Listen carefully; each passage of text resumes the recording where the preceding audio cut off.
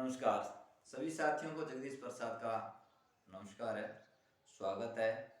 जगदीश प्रसाद की पाठशाला में क्लास में आपका स्वागत है।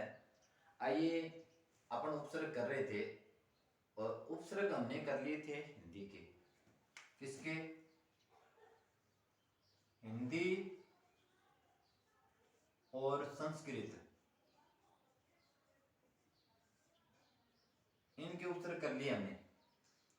आज करेंगे उर्दू के। किसके? उर्दू, फारसी, इनके उपसर्ग करेंगे।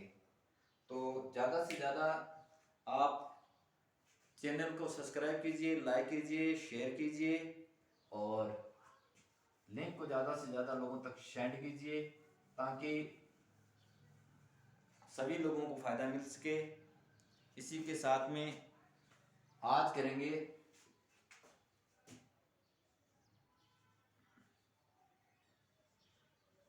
उर्दू के उपसर्ग या विदेशी उपसर्ग। ओके, चलिए। जैसे आज बात करेंगे बे, बा।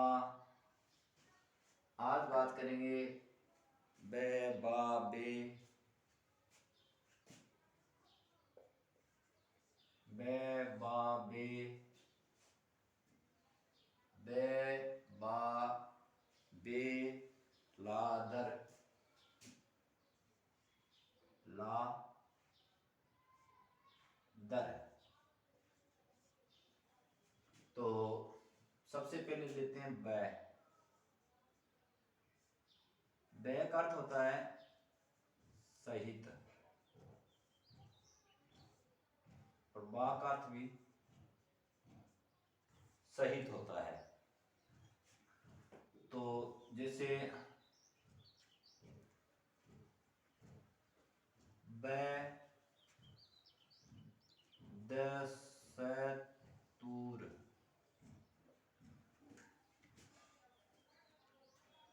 इसके अंदर बै है और बा इज्जत के अंदर बा है। बै दस्तूर के अंदर बै है, बा इज्जत के अंदर बा है, बै दौलत, बै दौलत के अंदर बै है।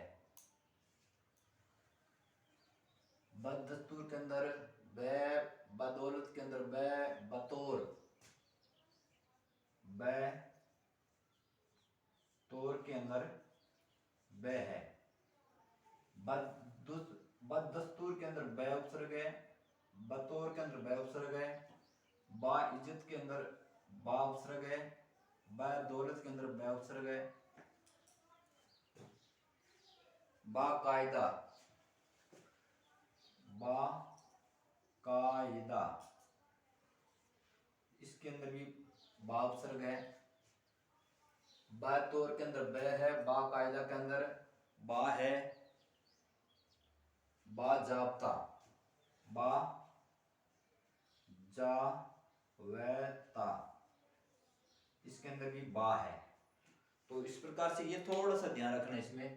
जैसे बदस्तूर, इसके अंदर आप बद मत कर देना, ये बद मत कर देना क्योंकि इसके अंदर ये बद नहीं है, बदस्तूर है। दस्तूर अपने आप में एक शब्द है, बै उपसर्ग है। और बै दौलत के अंदर दौलत अब शब्द है और बै उपसर्ग है। और बा इज्जत के अंदर बा उपसर्ग है। इसके अंदर क्या है? बा उपसर्ग है। और इज्जत क्या है? शब्द है। ये क्या है? इज्जत शब्द है। बैतौर के अंदर बै उपसर्ग है और तौर क्या है? शब्द है। इसी प्रकार बा जावता के अंदर जावता शब्द है। ये जावता ना, यहां से यहां तो शब्द है। और बा ये उपसर्ग है। इस प्रकार से ये थोड़ा आप ध्यान रखते रहना, इन्हें थोड़ा सा ध्यान रखेंगे तो ये सही हो जाएगा। दूसरा जो हमारा उपसर्ग है बे, दूसरा कौन सा है? बे। ये बे का अर्थ होता है रहित। बे का क्या अर्थ होता है? रहित। जिसे बेजुबान, बेजुबान,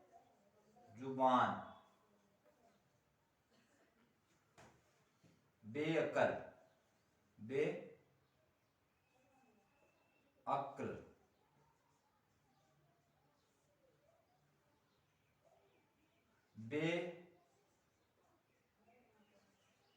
बेहैसियत, बेकाम, बेकाम, बेनाम, बेनाम, बेजुबान, बेअक्ल, बेहैसियत, बेकाम, बेनाम, बेवजह, बेवजह है, बेदर्द, बेदर्द। इन सभी के अंदर बे उपसर्ग है, इन सभी में बे उपसर्ग है। बेअक्ल के अंदर भी बे उपसर्ग है, बेकाम के अंदर भी बे उपसर्ग है। और ये जो है जुबान, ये शब्द है, और अकल शब्द है, काम शब्द है, वजह शब्द है, नाम शब्द है, और हैसियत ये भी शब्द है। इस प्रकार से आप इसको मिटा लेते हैं। अब और देख लेते हैं।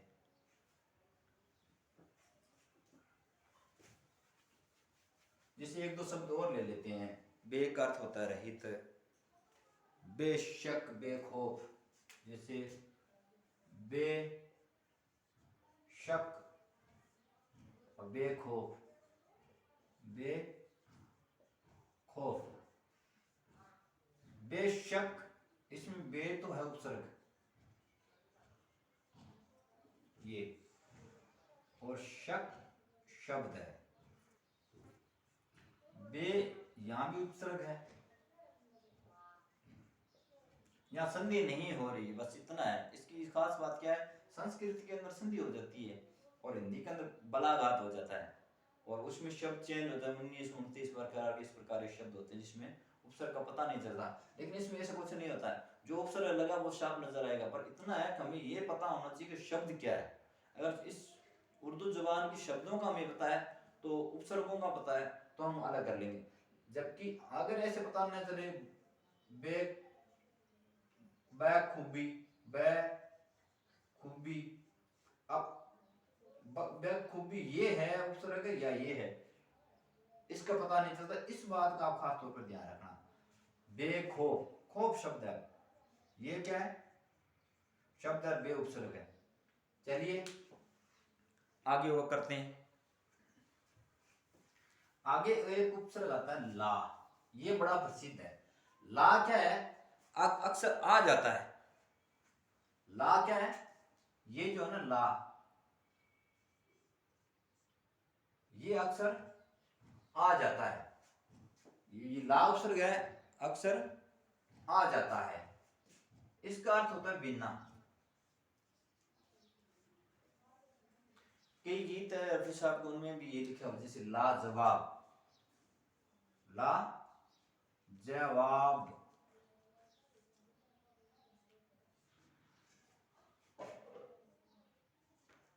ला जमी,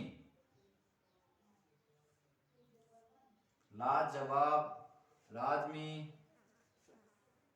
लाजवाब, लाजमी के अंदर ला उपसर्ग लगा हुआ है। लापता, लापता, लाजवाब के अंदर ला उपसर्ग है, लाजमी ये जमी शब्द है, जवाब शब्द है। पत्ता क्या है, शब्द है, और इसके अंदर ला उपसर्ग लगा हुआ है, ला इज्जत, ला इज्जत, इसके अंदर ला उपसर्ग है, इज्जत शब्द है। इस प्रकार से ये आप देख लेना, क्योंकि इनमें थोड़ा धैर्य से काम लेंगे तभी अपना काम चलेगा। आगे अपना उपसर्ग है दर, क्या है, दर। दर का अगर अपना अर्थ लें तो अर्थ होता है में, इसका अर्थ होता है में। जैसे दरअसल, दरअसल, दर हकीकत, दर हकीकत, दर हकीकत का मतलब वास्तव में, इसका अर्थ ये होता है। दरबार, इसके अंदर बार शब्द है, ये शब्द है ना, ये वेरी इंपॉर्टेंट है, क्योंकि दरबार के अंदर दर उपसर्ग है, इस बात का हमें पता नहीं हो चलता। तो बार तो है शब्द, क्या है, ये तो है शब्द, और दर क्या है, उपसर्ग है। दरअसल, दर हकीकत, दरअसल, दर हकीकत, दरबार, दरवेश,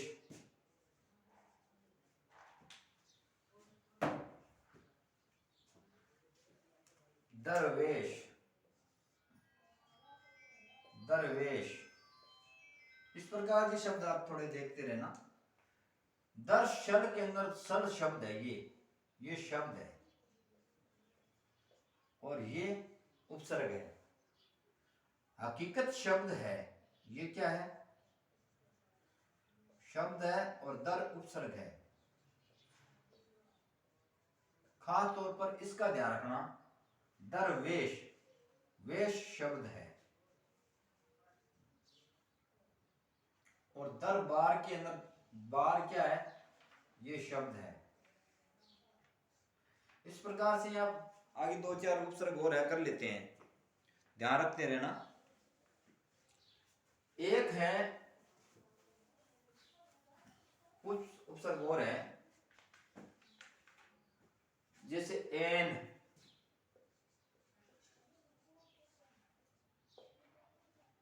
बिल्ला, एन बिल्ला। एन का अर्थ होता है ठीक, एन का क्या अर्थ होता है, ठीक या सही।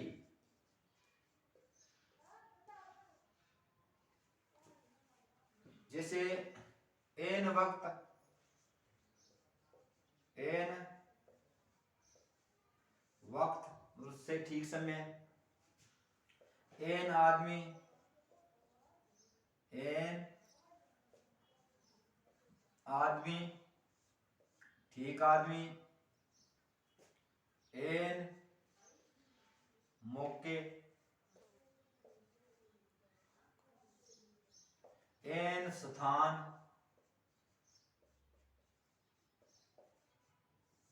एन जगह,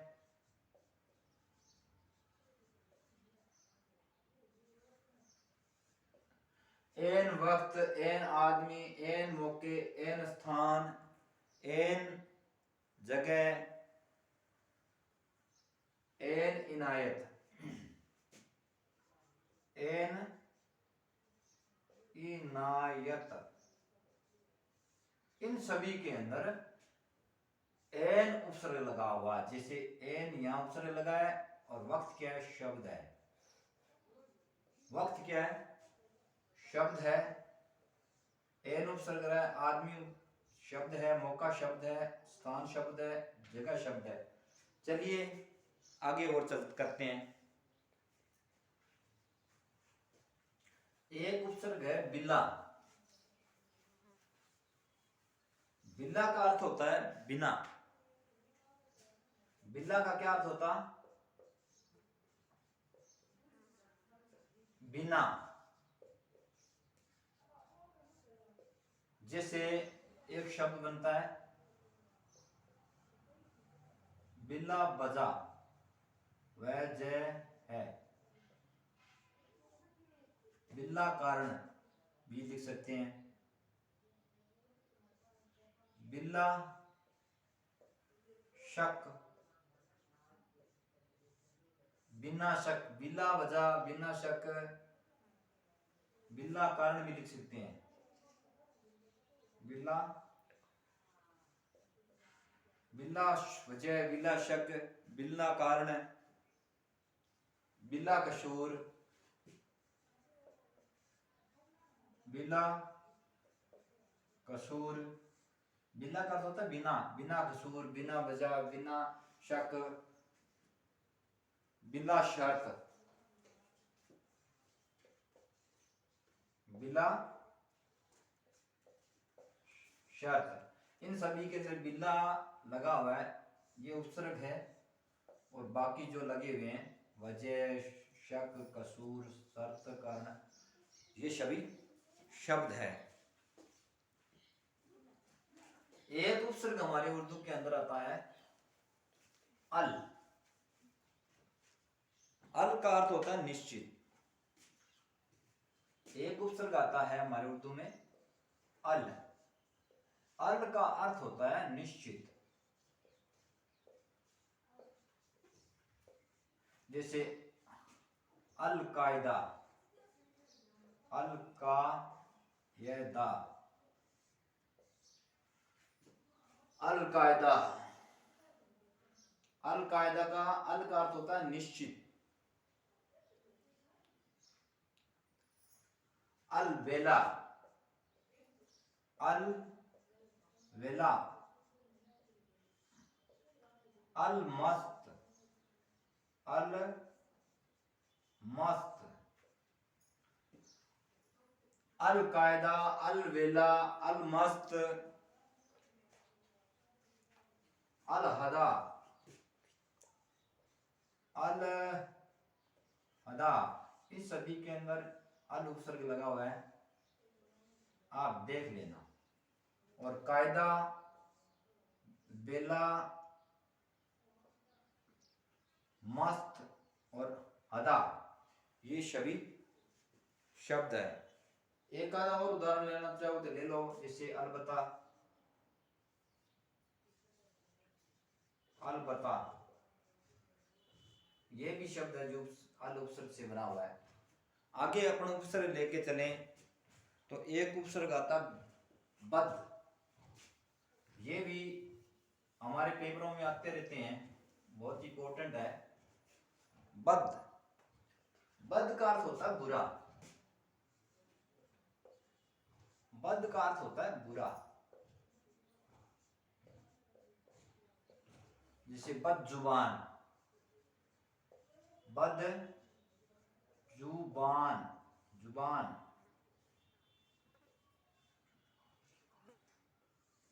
बद शक्ल, बद शक्ल, बद इनायत, इनायत, बद किस्मत, किस्मत,